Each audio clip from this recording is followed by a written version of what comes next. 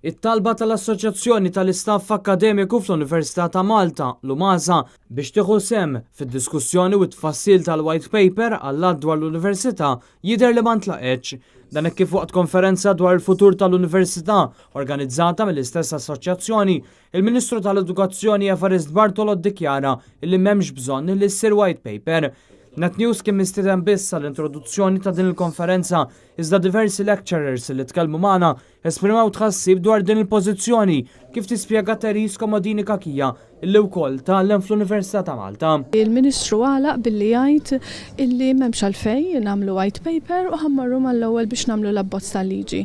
Mentri fil-bidu tal-laqgħa beda biex jgħid illi ma kellux għalfejn jikkonsulta lill-UMASA u lill-lecturers għaliex din kienet biss dokument ta' konsultazzjoni u mbagħad il-konsultazzjoni tiġi wara għal-white paper. Din il-konferenza saret biss ftit jiem wara li fi stqarrija l-UMASA esprimiet it-tħassib tagħha li dokument bħal dan ġie mfassal mingħajr l-ebda konsultazzjoni mar rappreżentanti tal-akkademiċi. Id-dokument ippubblikat mill-Ministeru tal-Edukazzjoni qed jitqies bħala wieħed li jimmina l-awtonomija tal-Università ta' Malta fosthom bit-twaqqif ta' bord tal-governanza. Madankollu dan mhuwiex l-uniku tħassib fost il-lecturers. Il-lecturers anke lill-Ministru qalulu jekk inti qed tgħid illi diġà għandna intħil mill-Prim Ministru u mill-Gvern kif titmexxa l-Università, allura inti għalfejn qed iżżid dak l-intħil. Dan minbarra li fid-dokument m'hemm l-ebda artiklu li jirreferi għall-irwol ta' riċerkaturi u l-akkademiċi minkejja li r-riċerka li ssir mill-Università ta' Malta għandha potenzjali li tbiddel għall-aħjar il-ħajja ta' kuljum.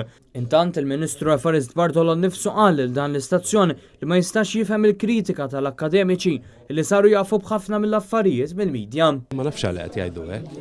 Ġifieri d-dokument ilu għall-konsultazzjoni mill-bidu u kellhom iċ-ċans kollu biex jirreaġixxu u setgħu reaġixxew qabel ma ċerti affarijiet waslu fil-media. Dwar din il-konferenza tkellimna wkoll mal-President tal-UMASA, Jean-Paul Baldacchino. These are concerns which we have fleshed out in greater detail throughout our proposal document, which today we have handed to the Minister. The document itself not only raises concerns but also puts forward a number of concrete proposals which we hope the Ministry will take seriously, and as promised that we will be involved in the drafting of the future University Act. Fil-jiem li għaddew anke l-Kunsill Studenti Universitarji, il-KSU, wissa li din il-proposta se tipperikola l-awtonomija istituzzjonali tal-Università ta' Malta.